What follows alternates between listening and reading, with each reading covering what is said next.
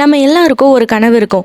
நம்ம சொந்தமாக வீடு கட்டணும், நம்மளுடைய பிள்ளைகள் ஆசைப்படுற படிப்பை அவங்கள படிக்க வைக்கணும். இந்த மாதிரியான பல ஆசைகள் நமக்குள்ள இருக்கணும். நம்மளுடைய பிள்ளைகளுடைய பேர்ல சேமிப்புகளை சேர்த்து வைக்கணும், நம்மளுடைய பேர்ல சேமிப்பு சேர்த்து வைக்கணும் அப்படின்னு. ஆனா பல நேரங்களில் நம்மளால எந்த ஒரு காரியத்தையுமே செய்ய முடியறது இல்லை. நம்ம சம்பாதிக்கிறது எல்லாம் எந்த வகையில செலவாகி போகுது அப்படின்றதே நமக்கு தெரியாத ஒரு சூழ்நிலையில நம்ம இருக்கிறோம். இதனால நம்ம ரொம்ப சோர்ந்து போயும் நம்ம காணப்படலாம். ஐயோ, என்னுடைய பிள்ளைகளுக்காக நான் எதுவுமே சேர்த்து வைக்கலையே, எனக்காக நான் எதுவுமே சேர்த்து வைக்கவே இல்லையே, என்னுடைய எதிர்காலம் எப்படிப்பட்டதா காணப்பட போதுன்னே தெரியலையே அப்படின்ற பல கேள்விகள், பல குழப்பங்கள் உங்களுக்குள்ள இருக்கலாம். அதனாலதான் தேவன் இந்த வீடியோ மூலமாக உங்களோடு கூட பேசுறார். கவலைப்படாத, நீ உனக்கு தெரியாமலேயே நீ ஒரு பொக்கிஷத்தை சேர்த்து வச்சிட்டு இருக்க, அது ரொம்ப விலையேற பெற்றது அப்படின்றத ஆண்டவர் உங்க கூட பேசி கொண்டு இருக்கிறாங்க. இந்த வீடியோல உங்களுக்கே தெரியாம நீங்க செய்யக்கூடிய செயல்களினால பொக்கிஷங்களை நீங்க சேர்த்து வச்சு கொண்டு இருக்கிறீங்க.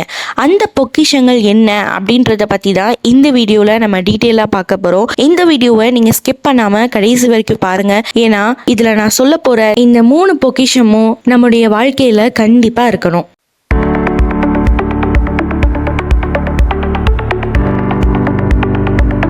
இப்போ நாம ஒரு வசனம் வாசிக்கலாம். மத்தேயு 6ஆம் அதிகாரம் 20ஆம் வசனம். பரலோகத்திலே உங்களுக்கு பொக்கிஷங்களை சேர்த்து வையுங்கள், அங்கே பூச்சியாவது துருவாவது கெடுகிறதும் இல்லை, அங்கே திருடர் கண்ணமிட்டு திருடுகிறதும் இல்லை. பூமியில பொக்கிஷங்களை, சொத்துக்களை நம்ம சேர்த்து வைக்கிறதுக்கு ரொம்ப பிரயாசப்படுறோம்.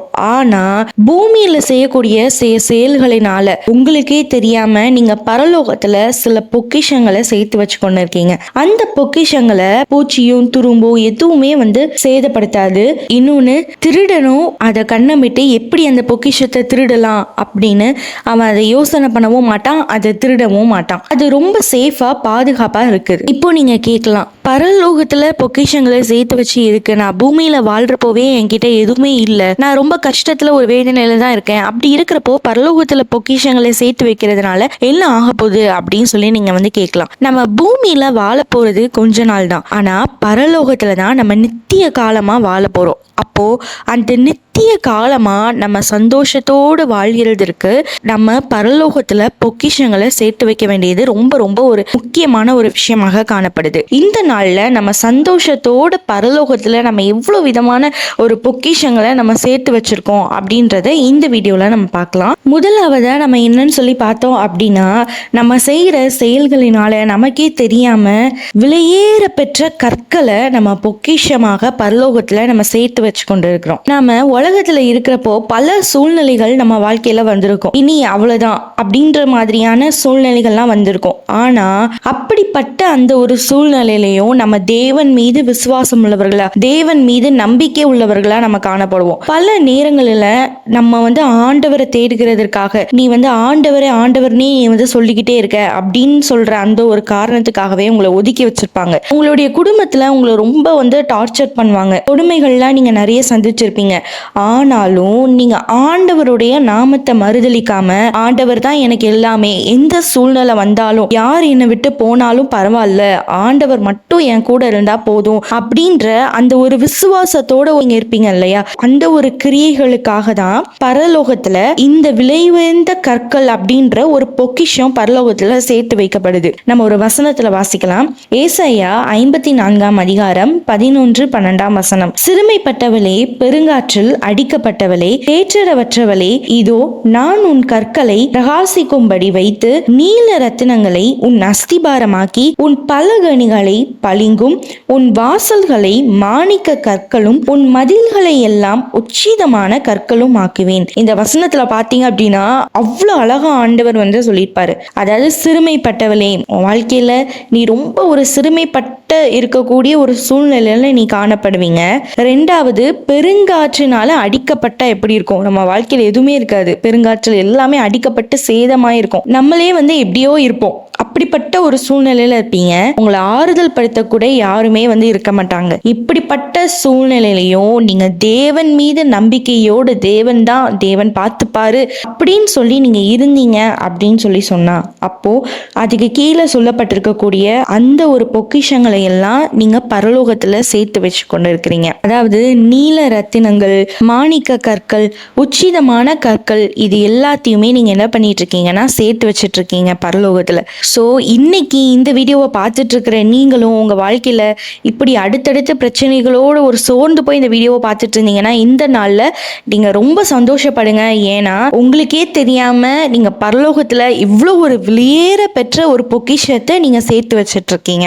ரெண்டாவதா நம்ம என்ன பொக்கிஷத்தை சேர்த்து வைக்கிறோம் அப்படின்னு சொல்லி பாத்தீங்க அப்படின்னா சுதந்திரம். அதாவது நம்ம ஒரு வசனம் வாசிக்கலாம். எபிரேயர் 6ஆம் அதிகாரம் 10ஆம் வசனம். உங்கள் கிரியையையும் நீங்கள் பரிசுத்தவான்களுக்கு ஊழியம் செய்ததினாலும் செய்து வருகிறதினாலும் தமது நாமத்திற்காக காண்பித்த அன்புள்ள பிரயாசத்தையும் மறந்து விடுகிறதற்கு தேவன் அநீதி உள்ளவர் அல்லவே. இதுல பாத்தீங்க அப்படின்னா நம்ம ஊழியக்காரங்களுக்கு செய்யக்கூடிய உபசரிப்பு, உதவிகள், இது எல்லாத்தையுமே என்ன பண்றாரா ஆண்டவர் நினைவுல வச்சுட்டு இருக்காராம். இப்போ நீங்க கேட்கலாம், நான் செய்யற ஒவ்வொரு காரியத்தையும் ஆண்டவர் நினைவுல வச்சிருப்பாரா, எதையுமே ஆண்டவர் மறக்க மாட்டாரா அப்படின்னு சொல்லி நீங்க கேட்டீங்க அப்படின்னா மல்கியா 3ஆம் அதிகாரத்துல 16வது வசனத்துல சொல்லியிருக்கு, அவருடைய நாமத்தை தியானிக்கிறவர்களுக்காகவும் ஞாபக புஸ்தகம் ஒன்று அவருக்கு முன்பாக எழுதப்பட்டு இருக்கிறது. அப்போ ஞாபக புஸ்தகத்துல ஒவ்வொரு விஷயத்தையும் எழுதி வச்சிருக்காங்க. நம்ம என்னென்ன காரியங்கள்லாம் செஞ்சோம், ஊழியக்காரங்களுக்கு நம்ம என்னெல்லாம் நம்ம செஞ்சோம் அப்படின்றத ஆண்டவர் நினைவுல வச்சிருக்காங்க. எதையுமே ஆண்டவர் மறக்கல. நீங்க ஒரு சர்ச்சில் ஒரு சேரை அடுக்கி இருக்கலாம், நீங்க சர்ச்சில் கிளீன் பண்ணிருக்கலாம். இது எல்லாத்தையுமே ஆண்டவர் நினைவுல வச்சிருக்காங்க. எதையுமே ஆண்டவர் மறக்க மாட்டாங்க. இது ஒரு சின்ன வேலை தானே அப்படின்னு சொல்லி கூட ஆண்டவர் மறக்க மாட்டாங்க. சோ இந்த மாதிரியான ஒரு சின்ன சின்ன காரியத்தை கூட ஆண்டவர் நோட் பண்ணிக்கிட்டே தான் இருக்காங்க. நீங்க நினைக்கலாம், நான் எதுவுமே பெருசா செஞ்சது இல்ல, ஆனா என்னுடைய வீட்டுக்கு வந்தப்போ ஒரு கிளாஸ்ல நான் தண்ணி மட்டும் தான் நான் கொடுத்தேன், மற்றபடி நான் பெருசா ஊழியக்காரங்களுக்கு நான் எதுவுமே செஞ்சது இல்ல, அப்போ எனக்கு இந்த ஒரு பொக்கிஷத்தை நான் சேர்த்து வைக்கலையா அப்படின்னு சொல்லி நீங்க கேட்டீங்க அப்படின்னு சொல்லி சொன்னா மத்தேயு 10:42 வசனத்துல பாருங்க, சீஷன் என்னும் என் நாமத்தின் நிமித்தம் இந்த சிறியரில் ஒருவனுக்கு ஒரு கலசம் தண்ணீர் மாத்திரம் குடிக்க கொடுக்கிறவனும் தன் பலனை அடையாமற் போகான் என்று மெய்யாகவே உங்களுக்கு சொல்லுகிறேன் என்றார். அப்போ நீங்க ஒரு கிளாஸ் ஆஃப் வாட்டர், ஒரு தண்ணி நீங்க கொடுத்தாலும் அதற்கான ஒரு பலனை ஆண்டவர் கண்டிப்பா உங்களுக்கு கொடுப்பாங்க. மார்க் 12வது அதிகாரத்துல 42 44 வரைக்கும் நீங்க வாசி பார்த்தீங்க அப்படின்னு சொல்லி சொன்னா ஆண்டவர் எல்லாரும் காணிக்கை போட்டுட்டு இருக்கிறத பாக்குறாங்க. அப்போ ஐஸ்வர்யவான்கள் எல்லாருமே வராங்க, அதாவது பணக்காரங்க எல்லாருமே வராங்க. அப்போ அவங்க எல்லாருமே அதிகமான காணிக்கைகளை அந்த காணிக்கை பெட்டியில போடுறாங்க. அப்போ ஏழை விதவையும் அந்த இடத்துல வராங்க. வந்துட்டு 42வது வசனத்துல பாருங்க, ஏழையான ஒரு விதவையும் ஒரு துட்டுக்கு சரியான 2 காசை போட்டாள். அப்போ அதை பார்த்துட்டு ஆண்டவர் சீஷர்கள் கிட்ட சொல்றாரு, காணிக்கை பெட்டியில பணம் போட்டவர்கள் எல்லாரையும் பார்க்கிலும் இந்த ஏழை விதவை தான் அதிகமா போட்டிருக்கா அப்படின்னு சொல்லி ஆண்டவர் சொல்றாரு. அப்போ எல்லாருக்குமே ஒரு ஷாக்கா இருக்கும்ல, இப்படி ஐஸ்வர்யவான்கள் அதாவது பணக்காரங்க எல்லாம் வந்தப்போ அவங்க ரொம்ப அதிகமா போட்டாங்க, இந்த ஏழை விதவை வெறும் 2 காசை மட்டும் தான் போட்டிருக்காங்களே, அது எப்படி அப்படின்னு சொல்லி நமக்கு இருக்கும்ல. அது ஏன் அப்படி ஆண்டவர் சொல்றாரு அப்படின்னு சொல்லி பாத்தீங்க அப்படின்னா பணக்காரங்க எல்லாருமே அவங்க கிட்ட நிறைய பணங்கள் இருக்கும், அதுல கொஞ்சம் எடுத்து போட்டிருக்காங்க. ஆனா இந்த ஏழை விதவை பாருங்க, அவங்களுடைய வறுமையில 2 காசை வச்சு அவங்களுக்கு ஒரு வேளை அவங்க சாப்பாடு இந்த மாதிரியான அவங்களோட தேவைகளுக்காக அவங்க செலவு பண்ணிருக்கலாம். ஆனா அவங்களே அவங்கள வருத்தி அந்த வறுமையிலும் அதை எடுத்து என்ன பண்ணாங்கன்னா காணிக்கையா அவங்க போட்டாங்க. சோ அதனாலதான் ஆண்டவர் இவங்களுடைய காணிக்கை தான் உயர்ந்தது அப்படின்னு சொல்லி ஆண்டவர் சொல்றாங்க. அப்போ அவங்களுடைய வறுமையிலையும் அவங்க தேவனுக்காக நான் ஏதாவது ஒரு விஷயம் நான் செய்யணும் அப்படின்னு சொல்லி அவங்க செய்யக்கூடிய இந்த காரியத்தினுடைய பலனை கர்த்தர் கண்டிப்பா கொடுப்பாங்க. சோ இந்த மாதிரி தான் நீங்களும் தேவனுக்காக உங்களுடைய இல்லாத ஒரு சூழ்நிலையிலையோ நீங்க தேவனுக்காக நான் ஏதாவது செய்யணும் அப்படின்னு சொல்லி நீங்க தேவனுக்காக நீங்க செய்யக்கூடிய சில சின்ன வேலைகளா இருக்கலாம். சோ இந்த மாதிரியான காரியங்கள் எல்லாத்துக்குமே தேவனுடைய பலன் கண்டிப்பா இருக்கும். அது என்ன பலன் அப்படின்னு சொல்லி பாத்தீங்க அப்படின்னா கொலோசையர் 3ஆம் அதிகாரம் 23வது வசனத்துல சொல்லப்பட்டிருக்கு, நீங்கள் கர்த்தராகிய கிறிஸ்துவை சேவிக்கிறதுனாலே சுதந்திரமாகிய பலனை கர்த்தராலே பெறுவீர்கள் என்று அறிந்து.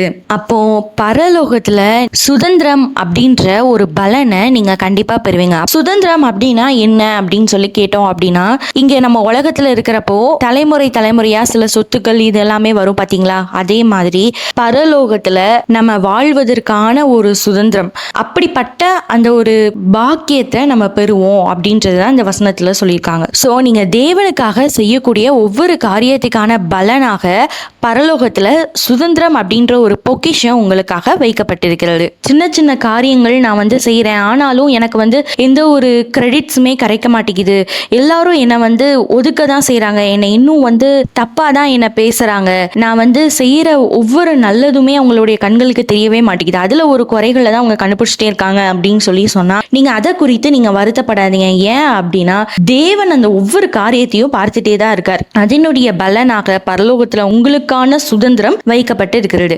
அதனால அதை நினைத்து நீங்க சந்தோஷப்படுங்க. இந்த மூணாவதா சொல்ல போற இந்த பொக்கிஷம் ரொம்ப ரொம்ப ஒரு முக்கியமான விஷயம். இது நம்ம எல்லாரும் கண்டிப்பா இதை நம்ம சேர்த்து வைக்கணும். மூன்றாவதா என்னன்னு சொல்லி பாத்தீங்க அப்படின்னா மகிழ்ச்சியின் கிரீடம். இந்த மகிழ்ச்சியின் கிரீடம் அப்படின்னா என்ன அப்படின்னு சொல்லி கேட்டீங்கன்னா, அது எதனால வரும் அப்படின்னு சொல்லி கேட்டீங்கன்னா, நம்ம உலகத்துல ஆத்தும ஆதாயம் பண்றப்போ, அதாவது தேவனுடைய வருகை சீக்கிரமா வரப்போகுது. சோ அதுக்காக தான் சில காரியங்கள் உலகத்திலயுமே என்ன பண்ணுதுன்னா நடந்து கொண்டு இருக்குது. அது நம்ம ஆல்ரெடி நம்ம ஒரு வீடியோல டிஸ்கஸ் பண்ணிருக்கோம். அந்த வீடியோ நீங்க பார்க்கல அப்படின்னா அதை நாங்க டிஸ்கிரிப்ஷன்ல கொடுக்குறோம், அந்த வீடியோவை நீங்க கண்டிப்பா பாருங்க. அப்போ தேவனுடைய வருகை வர்றதுக்கு முன்னாடி பல ஆத்துமாக்களை நம்ம என்ன பண்ணணும் அப்படின்னா தயார் பண்ணி வச்சிருக்கணும். ஆண்டவரோட வருகை இன்னைக்கு வந்தாலும் உங்க பரலோகத்துக்கு போகணும். அப்படிப்பட்ட விதமாக நம்ம ஆத்துமாக்களை ஆதாயப்படுத்தி வைக்கணும். ஆத்துமாக்களை ஆதாயப்படுத்துறது அப்படின்னா என்ன அப்படின்னு சொல்லி கேட்டீங்க அப்படின்னா, ஏசுனா யாரு, ஏசு எதுக்காக இந்த உலகத்துல வந்தாரு, நம்ம இந்த உலகத்துல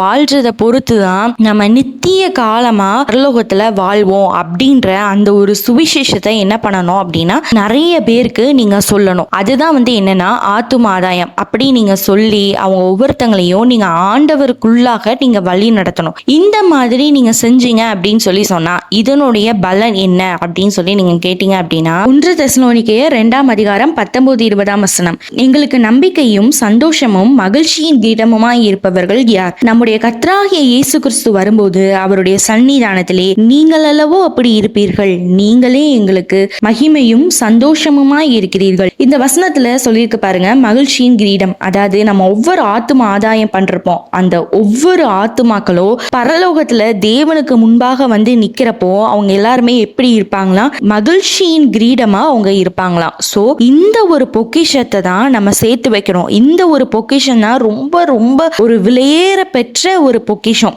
இது ஆண்டவர் ரொம்ப ரொம்ப ஒரு விரும்பக்கூடிய ஒரு பொக்கிஷம். சோ இந்த பொக்கிஷத்தை நம்ம சேர்த்து வைக்கிறதுக்கு இந்த நாள்ல நம்ம ரொம்ப பிரயாசப்படணும். சோ உங்களால முடிஞ்ச அளவுக்கு நீங்க மற்றவங்களுக்கு இயேசுவை பற்றி சொல்லுங்க, அவங்கள தேவனுக்குள்ளாக வழி நடத்துங்க. அப்போ கண்டிப்பா நீங்களும் பரலோகத்துல மகிழ்ச்சி என்னும் கிரீடத்தை நீங்க சேர்த்து வச்சுக்கிட்டே இருப்பீங்க. இப்போ நீங்க கேட்கலாம், ஓகே நான் ஒரு ஆத்தும ஆதாயம் பண்றேன்னா அந்த ஆத்துமாக்கள் பரலோகத்துல வரப்போ சந்தோஷத்தின் கிரீடமா இருப்பாங்க, அப்போ நான் எப்படி இருப்பேன் அந்த நாள்ல, நான் பரலோகத்துல நான் எப்படி இருப்பேன் அப்படின்னு சொல்லி நீங்க கேட்டீங்கன்னா, தானியேல் 12ஆவது அதிகாரத்துல 3ஆவது வசனத்துல பாருங்க, ஞானவான்கள் ஆகாய மண்டலத்தின் ஒளியை போலவும் அநேகரை நீதிக்குட்படுத்துகிறவர்கள் நட்சத்திரங்களை போலவும் என்றென்றைக்கும் உள்ள சதா காலங்களிலும் பிரகாசிப்பார்கள். இதுல பாத்தீங்க அப்படின்னா நீங்க எப்படி இருப்பீங்கன்னா நட்சத்திரங்களை போல பிரகாசிக்க கூடிய ஒரு நபரா அந்த நேரத்துல பரலோகத்துல நீங்க காணப்படுவீங்க. சோ இந்த மகிமைக்காக இப்படி நான் பரலோகத்துல நான் பிரகாசிக்கணும், உலகத்துல நான் ஆண்டவருக்காக பல பாடுகள் கஷ்டங்கள் அவமானம் இது எல்லாமே நான் சந்திச்சாலும் பரவாயில்ல, பரலோகத்துல நான் அதிகமான சொத்துக்களை சேர்த்து வச்சுக்கிட்டே இருக்கணும் அப்படின்ற ஒரு ஆசை உங்களுக்குள்ள அதிகமா இருக்கணும். இந்த நாள்ல நம்ம பார்த்த மாதிரி இந்த 3 பொக்கிஷங்கள், விலையேற பெற்ற கற்கள், சுதந்திரம், மகிழ்ச்சியின் கிரீடம், இந்த 3 காரியத்தை நம்ம பரலோகத்துல நம்ம சேர்த்து வைக்கிறப்போ, நம்ம பரலோகத்துக்கு நம்ம போறப்போ தேவன் நம்மளை பார்த்து ரொம்ப சந்தோஷப்படுவாங்க. உத்தமமும் உண்மையுமான ஊழியக்காரனே அப்படின்னு சொல்லி ஆண்டவர் மகிழ்ச்சியோட நம்மளை வரவேற்பாங்க. சோ அந்த நாளை நம்ம எதிர்பார்த்து நம்ம காத்திருக்கணும். சோ உலகத்துல இருக்கக்கூடிய பாடுகள் இது எல்லாமே கொஞ்ச நாள் தான். சோ அதை நினைத்து நீங்க கவலைப்படாம மேலானதை நம்ம பார்க்கணும். பரலோகத்துல தேவன் நம்மளை வரவேற்கிறதுக்காக காத்திருப்பாங்க. அப்ப நம்ம அதுக்கு தேவையான நம்ம எந்த காரியங்கள்லாம் நம்ம செய்யணும், எந்த விதமான பொக்கிஷங்களை நம்ம சேர்த்து வைக்கணும் அப்படின்றத அப்படின்றத பத்தி மட்டும் நம்ம யோசிக்கணும். இந்த வீடியோ உங்களுக்கு ரொம்ப பிரயோஜனமா இருந்திருக்கும் என்று சொல்லி நான் கர்த்தருக்குள்ள விசுவாசிக்கிறேன். இந்த வீடியோ உங்களுக்கு ரொம்ப யூஸ்ஃபுல்லா இருந்துச்சு அப்படின்னு சொல்லி சொன்னா, தேவன் என்னோடு கூட பேசினாரு அப்படின்னு சொல்லி சொன்னா கண்டிப்பா நீங்க கமெண்ட்ஸ்ல எங்களுக்கு நீங்க அதை தெரியப்படுத்துங்க. நான் உன்னை அறியேன் அப்படின்னு தேவன் நம்மளை பார்த்து சொல்லாதபடிக்கு நம்ம கிட்ட இருக்க வேண்டிய ஒரு விஷயம் என்ன அப்படின்றது உங்களுக்கு தெரியுமா? அதை பத்தி டீடைலா நீங்க தெரிஞ்சுக்கணும் அப்படின்னு சொல்லி சொன்னா நெக்ஸ்ட் வீடியோவை கண்டிப்பா நீங்க பாருங்க. வெள்ளிக்கிழமை சாயங்காலம் 7 மணிக்கு அந்த வீடியோ ரிலீஸ் ஆகும். ஸோ அதை நீங்க கண்டிப்பா பாருங்க. இது நம்ம எல்லாருமே கண்டிப்பா தெரிஞ்சுக்க வேண்டிய ஒரு விஷயம். தேவன் உத்தமமும் உண்மையுமான ஊழியக்காரனே அப்படின்னு சொல்லி நம்மளை பார்த்து கூப்பிடணுமே தவிர நான் உன்னை அறியேன் அப்படின்னு சொல்லி தேவன் சொல்லக்கூடாது. ஸோ அதனால இந்த வீடியோவை நீங்க கண்டிப்பா நீங்க தெரிஞ்சுக்கணும். ஸோ அதனால மறக்காம கண்டிப்பா நீங்க பாருங்க. உங்களுக்கு ஏதாவது ஜெப குறிப்புகள் இருந்தது அப்படின்னா ஸ்கிரீன்ல தெரியக்கூடிய அந்த வாட்ஸ்அப் நம்பருக்கு மெசேஜ் பண்ணுங்க, இல்லைன்னா வாய்ஸ் நோட் பண்ணுங்க. நாங்க உங்களுக்காக கண்டிப்பாக ஜெபிக்கிறோம். மீண்டும் உங்களை இன்னொரு வீடியோ மூலமாக உங்களை சந்திக்கிறேன். கர்த்தர் உங்களை ஆசீர்வதிப்பாராக. ஆமீன்.